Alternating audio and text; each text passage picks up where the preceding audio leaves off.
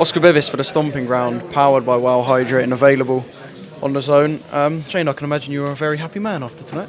Yeah, happy.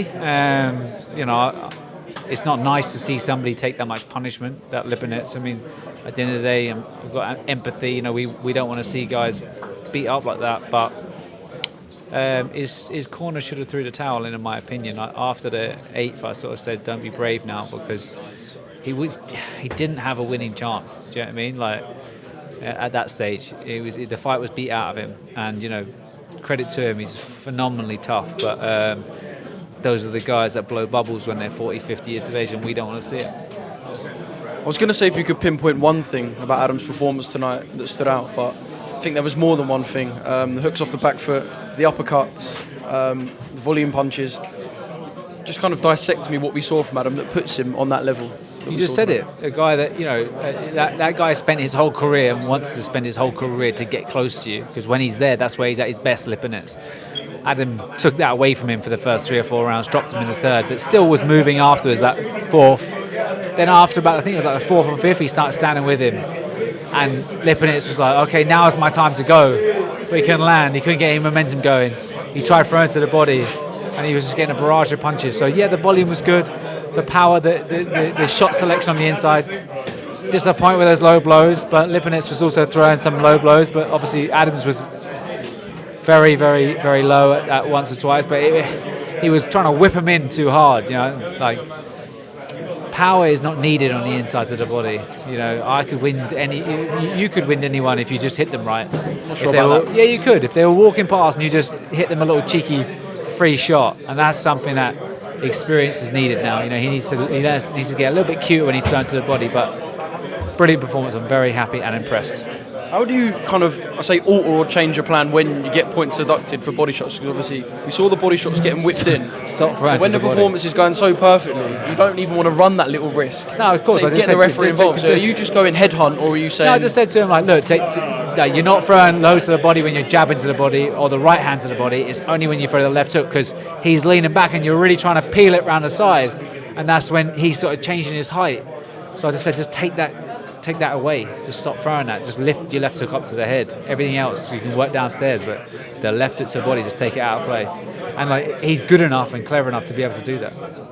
What do you want from next, ideally? I know obviously boxing doesn't normally work name. ideally. Just a competitive name. We're not going to get hung up on names and things. Like, obviously, people are buzzing about him. People want to see the kid, in tough. And of course, we never shy away from that as matchmakers and managers.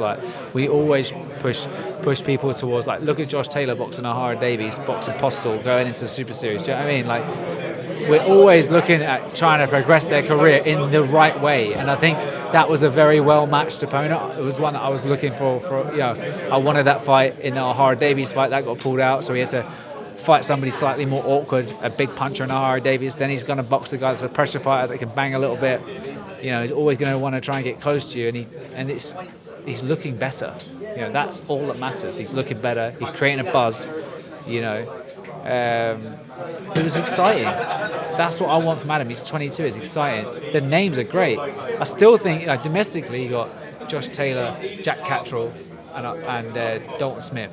Those are their names that, I don't think we're going to go below that, just because they're below Lipinets, everybody else. Do you know what I mean? So, obviously, those are the kind of guys. I know Josh might go to 147. I understand if he doesn't want to box somebody like Adam Azim, but those other guys, they're still on the way up, and I think those are domestic names. But whether they happen now or whatever, those are the fights that's going to be on the horizon, and that's going to be on the tip of people's tongues. It'd be nice to get an American fighter that's sort of a bit gobby. So you tried to get Montana Love over we tried. This. Yeah, I think he priced himself up. Maybe we can stage it as a main event. Not on a Riyadh season card or a ring card. Just in terms of Dalton Smith, I know fights don't work by just kind of locking people in a room and saying talk and get this done. But I know Eddie said in an interview yesterday, we're happy for it to be Adam Azim versus Dalton Smith. If everyone just, plays ball to the max, could we see this fight in 2025? Of course. If the figures are right, it will happen. Of course it is. And the way boxing's working at the moment, you don't need to be a massive ticket seller, because Chris Eubank Jr., if he doesn't box Conor Benn, it doesn't sell that much. Conor Benn, if he doesn't box Chris Eubank, he does good numbers, but he doesn't do like sensational numbers. It's not like Ricky Hatton boxing random dudes in Manchester and selling it out. Like, he could sell it out month on month. Do you know what I mean? They're not massive ticket sellers, but the two of them together, it's a big fight. And I think Dalton, he's not getting the views. He's not getting the views on DAZN. He's not getting the traction. So that they're eager just to throw him into a hard fight because he's probably costing a lot of money. He's not generating a lot. And I think, Sky see this as a bigger investment, and they know that the kid's 22, so they're happy to pay him well and put him out regular. But Eddie's getting more desperate. But if the figures are right and we all sit together and we sit down at the table, it can happen. In terms of the names you mentioned, your Devin Haney's, your Ryan Garcia's, I just want to know, as a coach, finally, are you dissecting game plans for them in your head now? Or is it something that when it comes, yeah, of think course. about I mean, like, or are you watching them guys and thinking, look, they're another level above, and I've said, like, Tank's not that far off in the sense of the division. Like, he's a 135, he's boxed as high as 140 before. I think it was a catch weight, but like, he's generating I think he made like 30 million in his last fight. Like, those are the superstars that you want to mix it with as a fighter. Do you know what I mean? Like, Dalton Smith is not making that money in his last fight. Dalton Smith needs Adam. Adam, as well, needs dance partners, but he's setting his sights on like big names because he knows that he's going to get there, and I believe he will get there. So, like, it's bold of us to say it, but you got to back your man, and I do.